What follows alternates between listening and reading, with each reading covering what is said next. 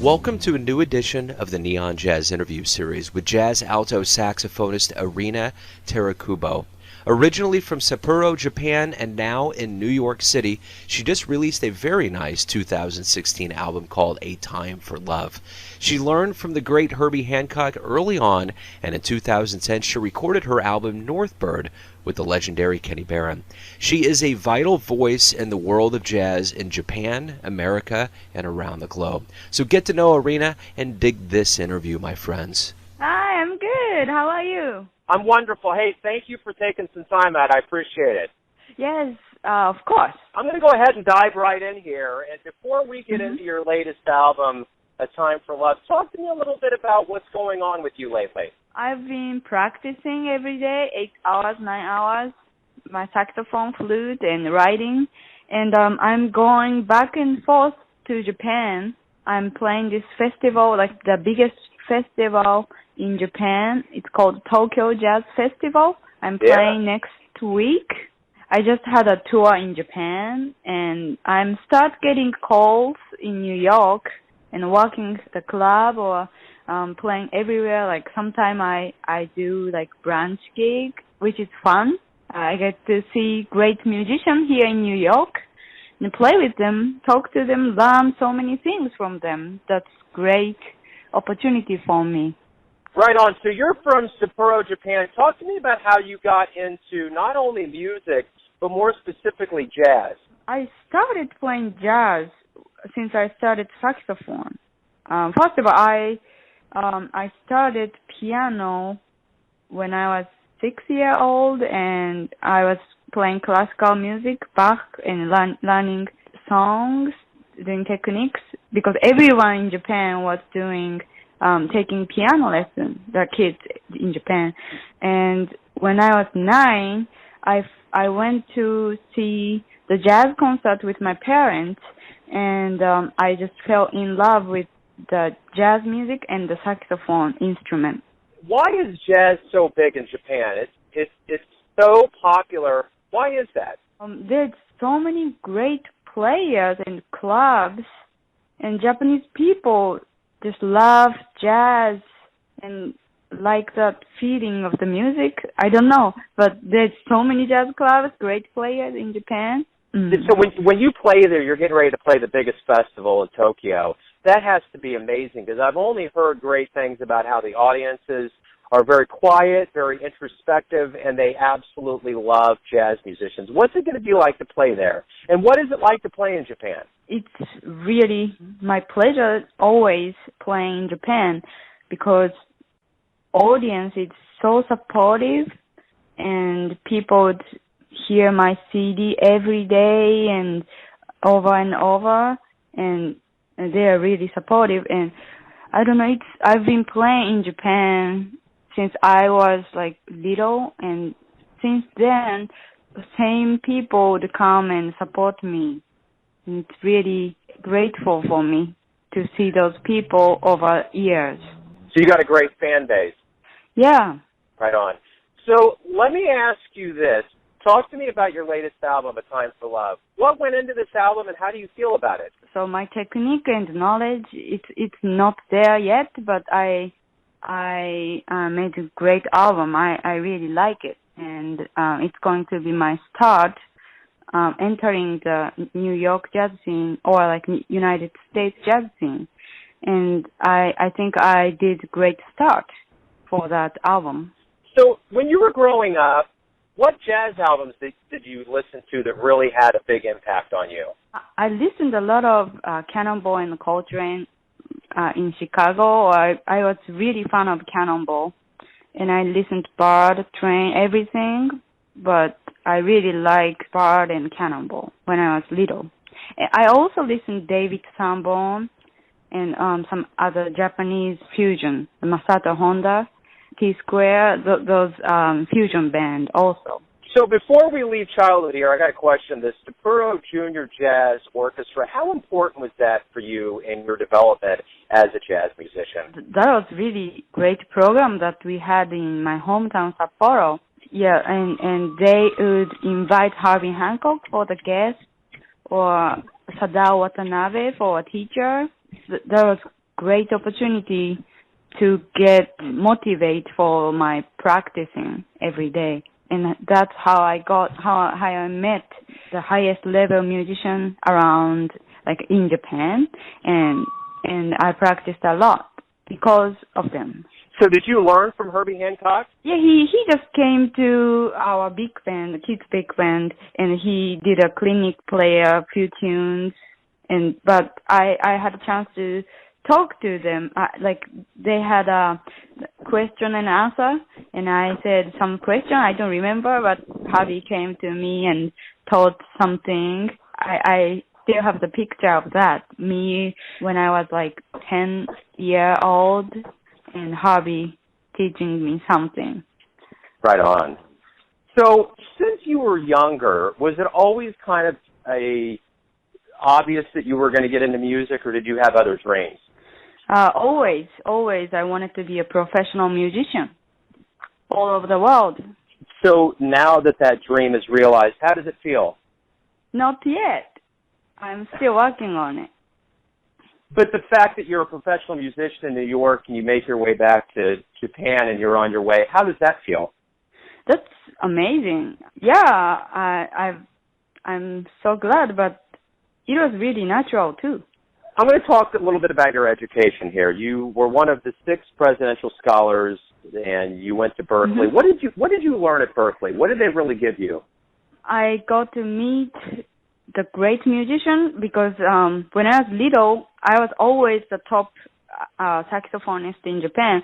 But when I'm in Berkeley, there's so many people who can play like better than me, and I was so surprised how big or how high level the world is. And sometimes they are younger than me and same generation. The best thing I learned was the high level of from the friends. I think the great level of the musician is in Berklee College of Music.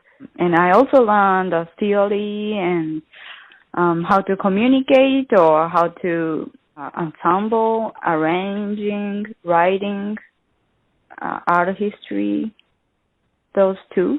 You know, as we touched on, you're obviously, on your way, learning, professional musician.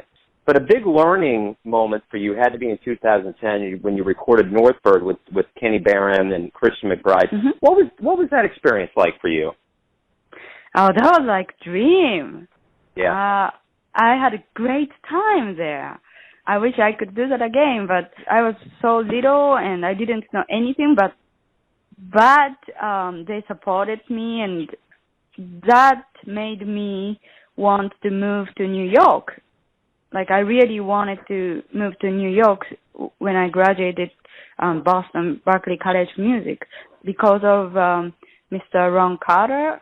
Like, I really respect him as a person and a musician. I wanted to work with him and play with him a lot and see him. So in order to do it, I had to move to New York. So that's still one of my dreams. So you go from Japan to Boston to New York. Was there any bumps in the road along the way, or did everything kind of naturally flow for you as far as culture shock and those kinds of things? Culture shock. Yeah, food is completely different here in the United States, and language, I had to learn English, and the culture is different, but it's becoming same. Like, even if I'm in Japan or Europe or in United States, me is same person. I treat people same with the respect. So it's becoming more easy. Perfect. Let me ask you this. Everybody, jazz musicians, when they perform, they always talk about having a conversation on stage. What kind of conversation do you like to have when you're on stage musically? What do you like to say with your instrument? I wanted to share my love and my hope, dream to the audience, and I want them to relax and enjoy their time listening to me and sharing the time together. You know, as we touched on before, you've traveled obviously from Japan to the United States, and you've been around. What does travel do for your music? How does it help you as a musician to see the world and to go to different crowds in different places? So in Japan, people, 90% of the time, people pay attention to your music, even if it's good or bad. And they enjoy it, and they say sounds good, even if it's bad. But here, sometimes nobody pay attention when I'm playing at the club, or not nobody, but few people, different and more real here. Yeah, you have to be really good in your playing, and audience has more knowledge and ears and really honest opinion. Interesting, very interesting. So let me ask you this. Who would you consider your jazz heroes? I mean, we've kind of touched on some names here and there, but who have you admired the most that you've listened to in the jazz world? Of course, Bard, Cannonball, Train, Joe Henderson. There's too many that I can't. That's good. That's a good list. That's a good list for sure. So let me ask you this more generically.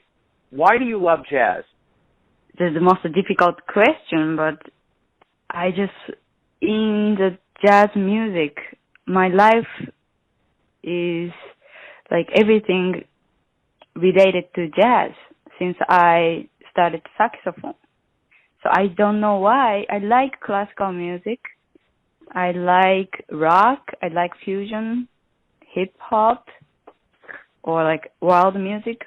Interested in jazz, or especially bebop.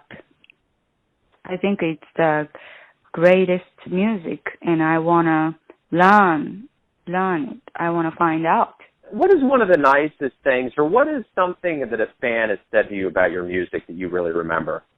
My fan, sometimes people come to me and like, you sound really great, and that's really good enough for me. I don't know, I can't think of it, but there's so many compliments that I've gotten before.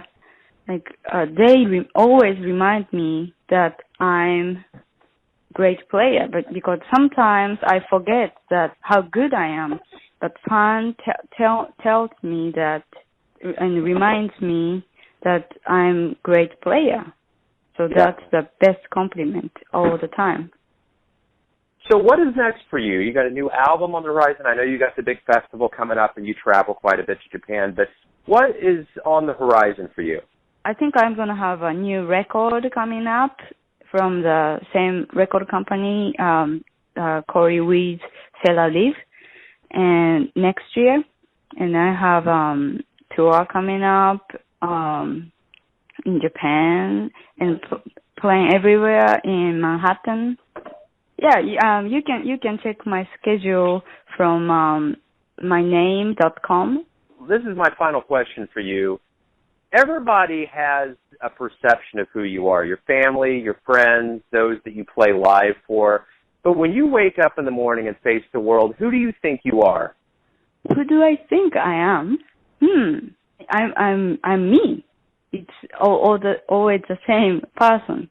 And as soon as I wake up, I'm gonna think about what I'm gonna do today. Like, I'm gonna practice this, go to this, meet this person. Yeah, I'm trying to have great morning every day. I think that's a great way to wrap everything up. Erena, thank you very much for your time and for your story, and most importantly, all of your music. It's great stuff. Thank you so much. Thanks for listening and tuning in to yet another Neon Jazz interview, where we give you a bit of insight into the finest players in Japan, America, and spots all over the globe, giving fans all that jazz. And thanks to Erena for her time and her music.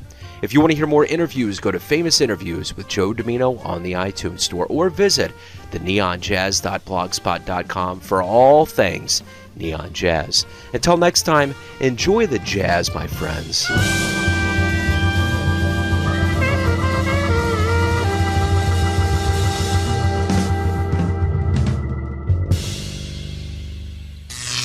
Neon Jazz.